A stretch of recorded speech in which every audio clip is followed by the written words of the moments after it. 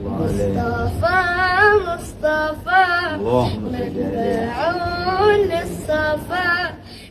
Surat yang kita bahas hari ini adalah surat Al-Hijr. Al-Hijr nama satu wilayah antara Jazirah Arabiyah dengan Syam, atau tepatnya Madain Saleh kalau sekarang ini. Kawasan nama lain daripada Hijr, Madain Saleh, lebih kurang 400 km daripada kota Madinah Al-Munawwarah. Menuju ke arah mana? Ke arah Syam, Jordan dan sekitarnya. Hijr nama satu wilayah. Hijr nama lainnya adalah Madain Saleh, yakni merujuk kepada satu umat yang tinggal di situ daripada umatnya Nabi Saleh, yaitu kaum Thamud. Kaum Thamud. Jadi Hijr ini adalah menceritakan tentang kaum Thamud. Wa ila Thamud akhahum Salihah. Kepada kaum Thamud kami hantarkan Nabi Saleh. Kaum Thamud adalah kaum yang diberi oleh Allah Subhanahu wa taala kekuatan yang luar biasa, di mana mereka dapat menjadikan atau dapat membangun rumah mereka itu daripada gunung, yakni gunung itu dipahat untuk dijadikan rumah mereka. Dengan demikian mereka memiliki kekuatan yang luar biasa. Pada awalnya mereka beriman kepada Nabi Saleh. Setelah meminta kepada Nabi Saleh untuk dapat mengeluarkan onta daripada batu, maka Nabi Saleh menunjukkan mukjizat itu agar supaya kaumnya percaya dan yakin serta beriman kepada Allah. Keluarlah onta daripada batu, dan itu satu mukjizat yang luar biasa. Daripada makhluk mati keluar makhluk hidup. Daripada batu keluar unta. Macam mana? Allahu a'lam. Innama amruhu idza arada syai'an an yaqula lahu kun fayakun. Tidak ada sesuatu yang mustahil. Manusia, coba manusia. Daripada apa manusia ni? Makhluk kecil je, tak boleh nampak pun dengan mata. Yang ada pada sperma itu kalau guna dengan mikroskop kena ada berapa, yang mana daripada sekian banyak al-hayawan al-minawiyah yang ada dalam laki-laki, daripada mana yang boleh kena. Tak ada apa-apanya, makhluk kecil je macam tu. Jadi orang yang boleh buat kapal terbang, boleh buat nuklear, boleh buat tamadun kemodenan ini kan, boleh buat masjid, Masya Allah, boleh jumpa lampu, boleh jumpa ilmu tentang falak, dan boleh walhasil menerokai angkasa. Daripada makhluk kecil je tak ada apa-apanya. Alam nakhluqkum mimma'in mahin. Bukankah kami ciptakan kamu daripada air cecair yang hina? Allah Subhanahu wa taala berfirman demikian. Falhasil Allah Subhanahu wa taala tidak diatur pada cara ciptaan apa yang ingin diciptakan oleh Allah daripada apapun juga. Allah menciptakan Nabi Adam daripada tanah. Tanah bentuk wujud manusia kun fayakun jadi Adam. Diciptakan oleh Allah Subhanahu wa taala Siti Hawa daripada sulbinya Nabi Adam, diambil daripada sulbi Nabi Adam jadi Hawa kun fayakun juga. Dijadikan oleh Allah Subhanahu wa taala Nabi Isa daripada Siti Maryam tanpa ada laki-laki, kun fayakun juga. Dijadikan manusia daripada pasangan suami istri juga dengan kun fayakun. Faham tak? Jadi dalam hal ini Allah Subhanahu wa taala tidak dibatasi dengan apapun juga. Kanun sebab dan musabab, sebab dan akibat, cause and effect itu tidak berlaku kepada Allah Subhanahu wa taala. Tapi Allah hanya punya kun fayakun. Ketika dikeluarkan onta daripada batu, maka sebahagian daripada umat Nabi Saleh beriman kepada Nabi Saleh, namun akhirnya murtad dan kufur kepada Allah Subhanahu wa taala dan tidak beriman kepada Nabi Saleh. Diberikan peringatan demi peringatan oleh Nabi Saleh, namun enggan juga, akhirnya dibunuhlah atau disembelihlah onta itu.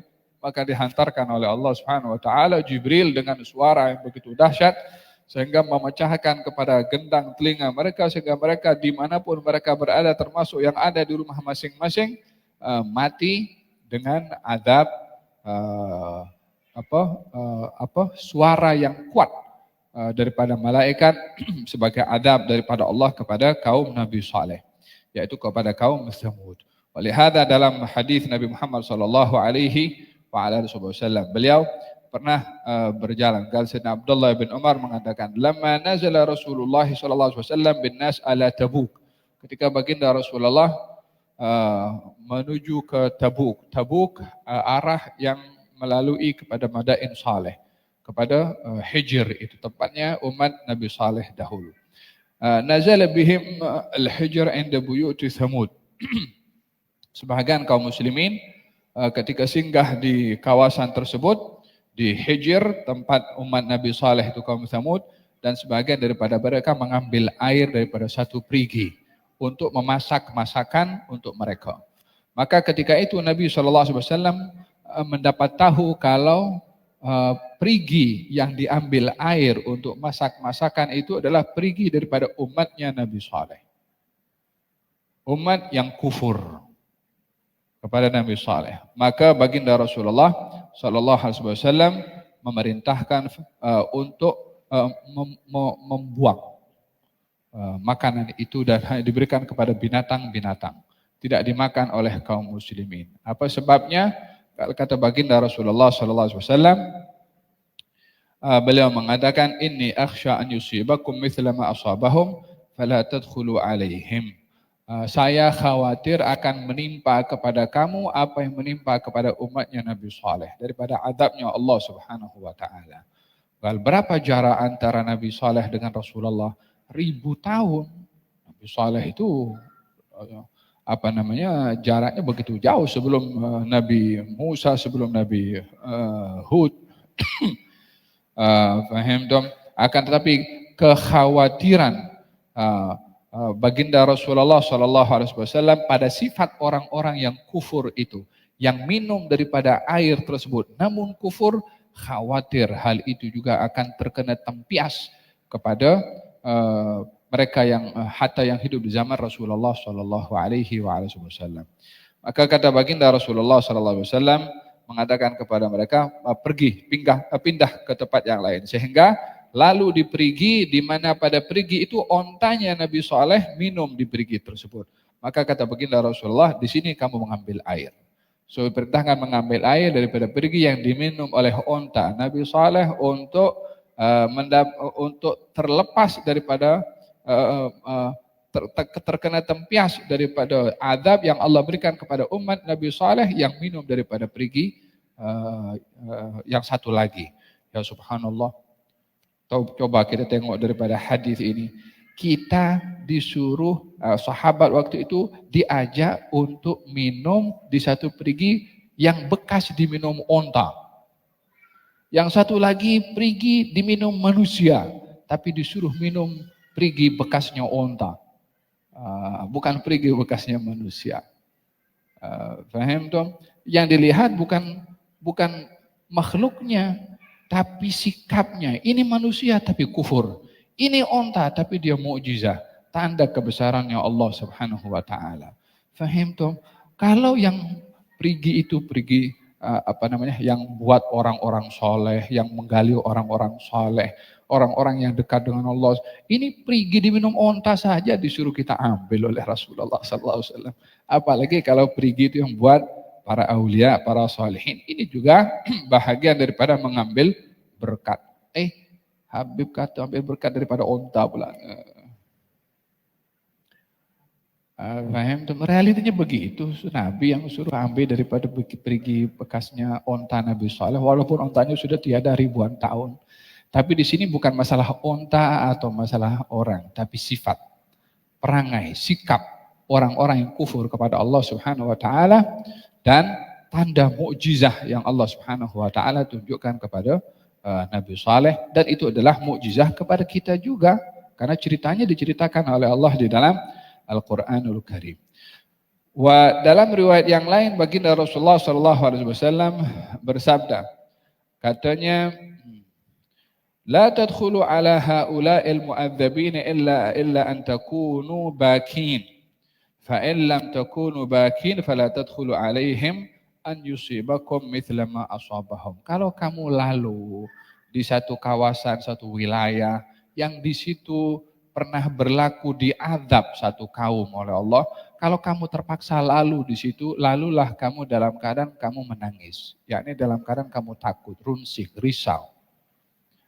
Kalau kamu tidak menangis, tidak punya rasa takut, lalu situ jangan lalu di situ. Khawatir ketika lalu di tempat tersebut tak ada rasa takut, khawatir akan terkena kepada kamu tempias adab yang Allah berikan kepada orang-orang sebelum kamu. Yakni kalaupun mesti lalu di kawasan-kawasan yang pernah berlaku turunnya bala dari Allah Subhanahu wa taala kepada golongan orang yang dimurka, kita diperintahkan untuk bertafakkur mengenai bala yang menimpa kepada mereka karena kufur, degil, inat, enggannya untuk beriman. Maka kita lalu pun dalam keadaan risau, takut. Ya Allah, jangan jadikan aku orang yang degil. Jangan jadikan aku orang yang melanggar kepada perintahmu. Jangan jadikan aku orang yang ingkar kepada beriman kepadamu. Itu iktibar yang perlu kita ambil ketika lalu di kawasan-kawasan tersebut. Kalau kita lalu di kawasan-kawasan itu, kita diperintahkan untuk takut. Kita pun juga kalau lalu di kawasan-kawasan, di situ tempat turunnya rahmat, tempat turunnya barakah, tempat para aulia, para solehin, para anbiya, kita pun juga mengharapkan keberkatan juga dari Allah Subhanahu wa taala. Kalau kita diperintahkan ketika lalu di tempat turunnya azab, kita pun dalam keadaan risau dan takut. Kalau kita lalu di kawasan-kawasan turunnya rahmat, maka kita pun juga mengharapkan mendapatkan rahmat juga. Mana kalau kita pergi ke Gua Hira? Ya kan? Gua Hira, apa berlaku di Gua Hira? Di situ Nabi menerima wahyu yang pertama. Itu kan jadi saksi, itu kan jadi bukti. Seperti mana batu yang ada di tempatnya kaum Tsamud Hijr sekarang. Menjadi saksi kalau lalu kita diperintahkan untuk takut. Karena khawatir terkena terpias. Kalau kita lalu di tempat-tempat yang ada kesan sejarah orang-orang yang baik, kan kita perlu mengharapkan rahmat juga dari Allah Subhanahu wa taala. Ini karena dikiaskan. Kalau kita lalu pergi ke mana? Pergi ke Gua Thaur, Gunung Thaur. Atau gua di mana baginda bersembunyi ketika berhijrah. Bayangan kita tentang ini perjalanan Rasulullah SAW. Jadi permasalahannya pergi ke Gua Hira atau pergi Gua Thaur itu bukan itu bahagian daripada umrah atau tidak, haji atau tidak. No point soalan seperti itu. Tak ada orang kata pergi Gua Hira bahagian daripada sunnahnya umrah atau sunnahnya haji. Tak ada kaitan langsung. Ini kaitan dengan sejarah. Ini kaitan dengan ibrah. Ya kan? Jadi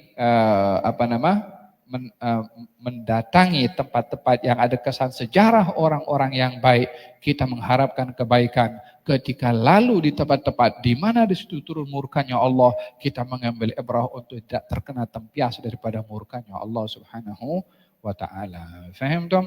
So hada hadis Nabi Muhammad sallallahu alaihi wa ala alihi wasallam. Dalam hadis yang lain beliau ketika berjalan dalam peperangan Tabuk itu dan lalu di kawasan tersebut, asra'a rahilatahu. Dia mempercepat langkah kaki onta yang ditunggangi oleh Nabi. Yakni laju situ, tak mau lambat.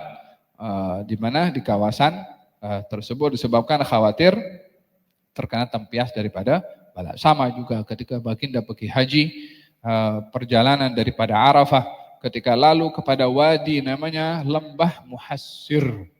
Lembah Muhassir ini adalah satu lembah di mana Allah turunkan bala kepada Abraha dengan dihantarkan burung ababil. Adakah satu kawasan namanya Lembah Muhassir.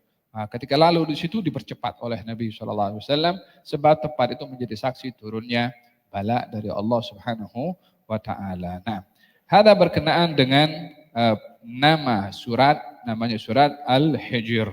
Namanya surat Al-Hijr merujuk kepada kaum Tsamud, kaumnya Nabi Saleh. Nah,